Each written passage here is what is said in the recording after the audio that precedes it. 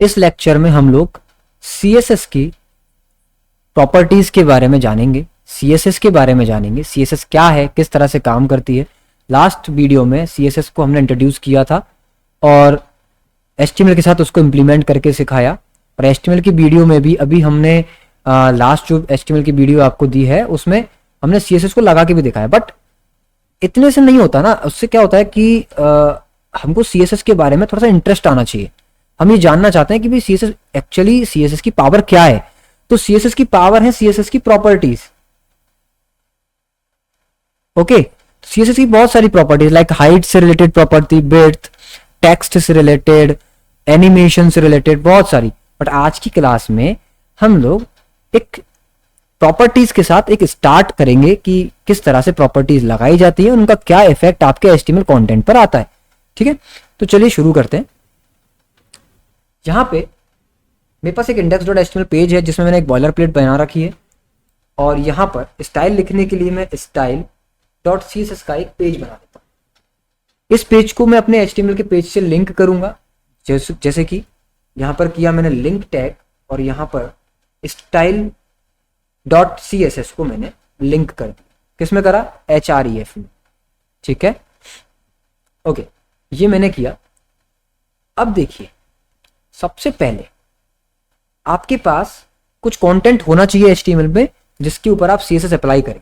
ठीक है, तो मैं एक बहुत बेसिक HTML की हेडिंग टैग ले रहा हूं h1 और यहां मैं लिख रहा हूं CSS प्रॉपर्टीज। ओके, मैंने CSS प्रॉपर्टीज लिखा। CSS का काम क्या है? HTML के कंटेंट को ऑर्गेनाइज करना, ठीक है, अरेंज करना, पोजीशन सेट करना, उनकी हाइट, विड्थ, उनकी साइजेस को कंट्रोल करना या उनके डिजाइन को बेटर बनाना, इफेक्टिव बनाना, ये सारा काम CSS का है। तो चलिए h1 हमारा जो HTML का कंटेंट है इसको देखते हैं कि केवल HTML से कैसा लगता है। देखिए, ये केवल HTML से कुछ इस तरह से है कि लेफ्ट साइड में टॉप में रखा हुआ है, इसका ब्लैक कलर आ रहा है। अब मुझे अगर इसको डेकोरेट करना है, डिजाइन करना है, तो मुझे CSS लिखनी पड़ेगी। कैसे लिखेंगे? तो CSS को लिखने के 3 तरीके थे। कैसा था? एक पहला तरीका, अगर मैं इनलाइन CSS यूज कर रहा हूं तो मैं स्टाइल एट्रीब्यूट का यूज करूंगा और इस स्टाइल एट्रीब्यूट के अंदर मैं इसका कलर प्रॉपर्टी कॉलन रेड इस तरह से दे सकता हूं। अब आप सोचोगे कि यार आप तो रेड के ही पीछे पड़ गए। नहीं, अभी मेरा फोकस है कॉन्सेप्ट पे। ठीक है, ये चीजें तो हम आगे जाके भी बहुत अच्छे से चेंज कर लेंगे। ठीक है, अभी फोकस है कॉन्सेप्ट समझ में आना चाहिए। तो आप देखोगे ये इनलाइन CSS लग गया। ठीक है, ओके, अगर मैं इनलाइन CSS ना देना चाहूं कोई बात नहीं, हम इंटरनल दे सकते हैं। हमारी जैसी भी डिमांड है, हमारी जैसी भी नीड है, उसके अकॉर्डिंग हम चलेंगे। तो हमको h1 पे लिखना है, h1 का ब्लॉक बनाया। अब h1 के लिए मैं जो भी CSS लिखना चाहूंगा मैं यहां लिख सकता हूं। ठीक है, बट यहां लिखने और यहां लिखने में क्या फर्क है फिलहाल के केस में? तो ये है जी, यहां पर कलर आपने दिया रेड। ठीक है, अच्छा, अभी मुझे और प्रॉपर्टी देनी है। मुझे इसको देना है फॉन्ट साइज, फिर मुझे इसको देना पड़ेगा लाइक 40 पिक्सल्स, मैंने दे दिया। अब ऐसे में एक ही टैग में अगर सारी स्टाइल्स को लगा दूंगा, सारी प्रॉपर्टीज लगा दूंगा, तो थोड़ा सा हौच पौच हो जाएगा, मतलब थोड़ा सा मिक्स हो जाएगा। हम प्रॉपर तरीके से कंटेंट को डिलीवर नहीं कर पा रहे। तो इसलिए जब हमारे पास मल्टीपल प्रॉपर्टीज आपको लगानी हो तो आप अपने HTML के एलिमेंट को टारगेट करके, अब टारगेट करना मैंने सिखाया लास्ट HTML क्लास के अंदर, कैसे करेंगे? या तो क्लास से या ID से या टैग के नाम से भी कर सकते हैं। बट टैग के नाम से करने पर क्या होगा? उस नाम के जितने भी टैग होंगे सब पर वो अप्लाई हो जाएगी। ठीक है, तो अभी हमारे पास सिंगल एक h1 है, इसलिए हम नॉर्मल h1 से लिख रहे हैं। आगे जाके इसको हम क्लास और ID से भी टारगेट कर सकते हैं। तो अब सबसे पहला काम है कुछ जनरल CSS प्रॉपर्टीज समझना। सबसे पहले कलर, इस बार कलर चेंज कर देता हूँ। इस बार कलर हम चेंज कर देते हैं, तो कुछ भी एक मैंने रैंडम कलर लिया यहाँ पर। अब आप देखो कि VS कोड में आपको ना कलर का पैलेट मिलेगा। ये जैसे आप इस पे कलर लेके जाओगे, माउस लेके जाओगे, तो पूरे कलर का पैलेट आपका ओपन हो जाएगा। अब आपको जो भी इसमें कलर पसंद है आप वो यूज कर सकते हो। लाइक मैं ये वाला कलर यहाँ पे ले लेता हूँ। अब इस कलर में अभी देखो RGB कोड आ गया। अभी दिमाग मत लगाओ RGB कोड क्या है, आगे क्लास में सीख लेंगे। RGB basically red green blue है और ये रेड की प्रॉपर्टी है, यानी कि रेड की वैल्यू है, ये ग्रीन की वैल्यू है और ये ब्लू की वैल्यू है, और इस तरह से मिलकर एक शेड और एक कलर आपका बन गया। ठीक है, बेसिकली एक्चुअल कलर कितने होते हैं, 3 ही होते हैं, RGB। ठीक है, बाकी तो सारे शेड्स होते हैं ना, तो ये RGB से मिलकर एक शेड तैयार हो गया कलर का। राइट, ओके, सेव किया, पेज को रिफ्रेश करते हैं, देखिए आपका कलर आ गया। ओके, अब मुझको इसको सेंटर में करना है, तो मैं क्या करूंगा, अब HTML के पास तो कुछ नहीं है, उसने कहा भाई मैं नहीं कर सकता, तो CSS करेगी। CSS कैसे करेगी, उसने बोला मेरे पास एक प्रॉपर्टी है जो टेक्स्ट के अलाइन को सेंटर कर सकती है, तो मैंने सेंटर लिख दिया। तो टेक्स्ट अलाइन एक प्रॉपर्टी है CSS की, और उसकी वैल्यू है सेंटर। अब वैल्यू कई सारी हो सकती है, लाइक देखो, सेंटर करना है centre, and, justify, left, right, start, ये सारे आपकी CSS की टेक्स्ट अलाइन की प्रॉपर्टी है। तो बेसिकली मुझे अभी क्या करना है, सेंटर करना है। देखिए सेंटर हो गया। मुझे फॉन्ट स्टाइल चेंज करना है, तो मैंने बोला फॉन्ट फैमिली, और मैंने फॉन्ट फैमिली कर दी। यहाँ पे भी बहुत सारी फॉन्ट फैमिली दे रखी है, कुछ मैं से एक सेलेक्ट कर लेता हूँ, ये वाली। तो देखिए फॉन्ट फैमिली चेंज हो गई। मुझे टेक्स्ट के नीचे अंडरलाइन चाहिए, तो मैं यहाँ पे यूज करूंगा टेक्स्ट का डेकोरेशन, ये प्रॉपर्टी है टेक्स्ट डेकोरेशन। अब टेक्स्ट डेकोरेशन में मुझे देनी है अंडरलाइन, अंडरलाइन का कलर होना चाहिए ऑरेंज। ठीक है, इस तरह से देखिए, तो टेक्स्ट के नीचे क्या आ गई, अंडरलाइन आ गई, उसका कलर आ गया ऑरेंज। डिटेल में समझेंगे आगे, अभी समझ रहे हैं, थोड़ा सा इंटरेस्ट हम बनाने की कोशिश कर रहे हैं। यहां पर फॉन्ट की थोड़ी साइज बढ़ानी, तो फॉन्ट की साइज एक प्रॉपर्टी हो गई, और मैंने इसको साइज दे दी 70 पिक्सल्स। तो अब देख रहे हो एक ही टैग पर मैं कितनी सारी प्रॉपर्टीज अप्लाई कर पा रहा हूं। अब यही प्रॉपर्टीज अगर मैं यहां अप्लाई करता तो मजा नहीं आता ना। ठीक है, अभी अगर मुझे इसमें टेक्स्ट शेडो देना है, लाइक मुझे देना है टेक्स्ट शेडो, तो टेक्स्ट शेडो मैंने दे दिया 0 पिक्सल और 0 पिक्सल 30 पिक्सल ब्लैक, इस तरह से। अभी क्या है बताएंगे आगे, अभी नहीं है ना, शेडो के बारे में हम आगे बात करेंगे। ये शेडो दे दिया देखो, है ना, और इसको अगर मैं थोड़ा कम करता हूँ, लाइक 10 पिक्सल कर देता हूँ, इसका जो ब्लरनेस लेवल है वो 10 पिक्सल कर दिया, तो आप देखोगे कुछ इस तरह का दिख रहा है।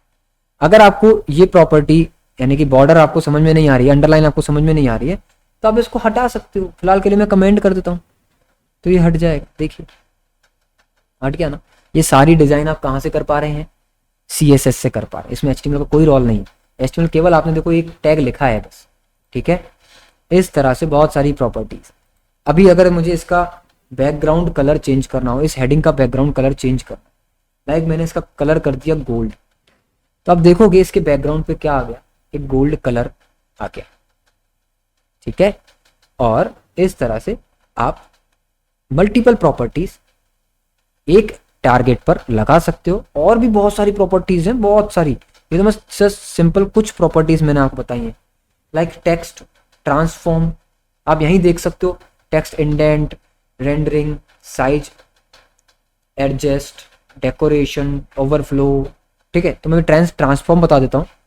अभी मैंने इसको कर दिया कैपिटलाइज, अभी बेस देखोगे तो सारे अपर केस में है, बट मैंने इसका टेक्स्ट ट्रांसफॉर्म सब क्या कर दिया, कैपिटलाइज कर दिया।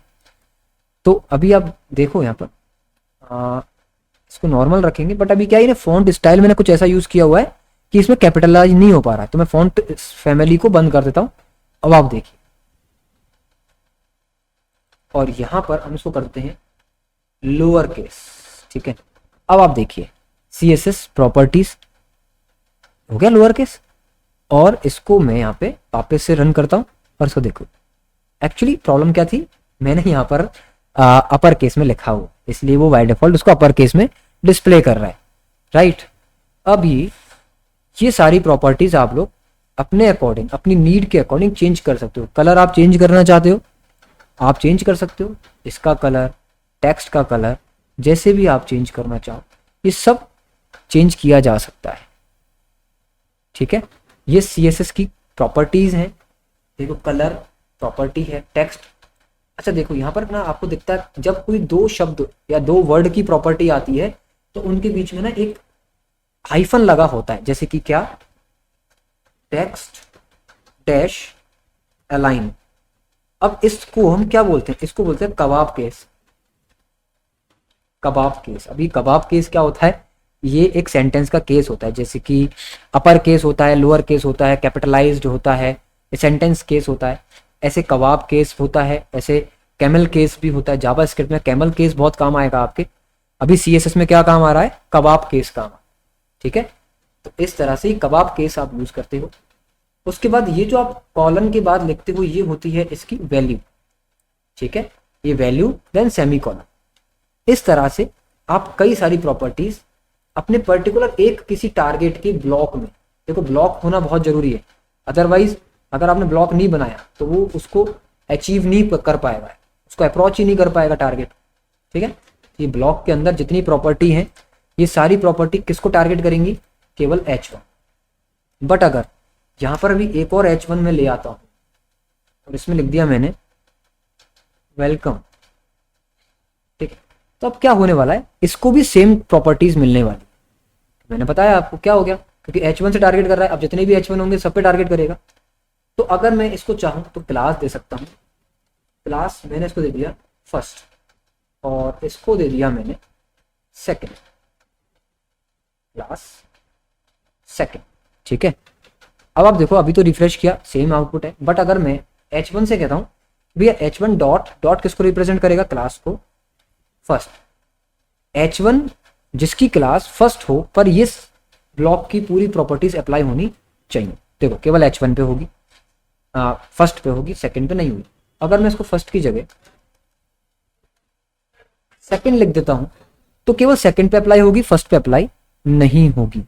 इस तरह से आप अपनी CSS की जर्नी शुरू करेंगे इस कंप्लीट कोर्स के साथ।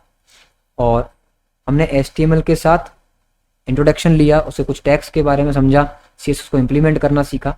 आज की क्लास में हमने CSS की कुछ प्रॉपर्टीज के बारे में समझा और बस इनको बताने का उद्देश्य ये था कि आप थोड़ा सा फेमिलियर हो सके, थोड़ा सा आपको ये लग सके कि हाँ काफी कुछ किया जा सकता है, बट थोड़ा सा पेशेंस रख के।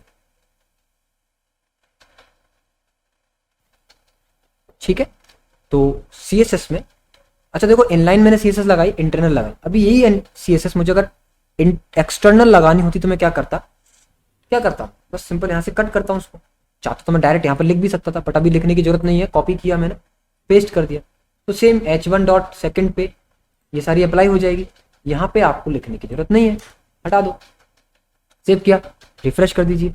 बट अब क्या होगा, अब ये जी यहाँ पर आपने लिख तो दिया, इसको आपने तो सेव नहीं किया, इसको कंट्रोल S से सेव करो, देन रिफ्रेश करो।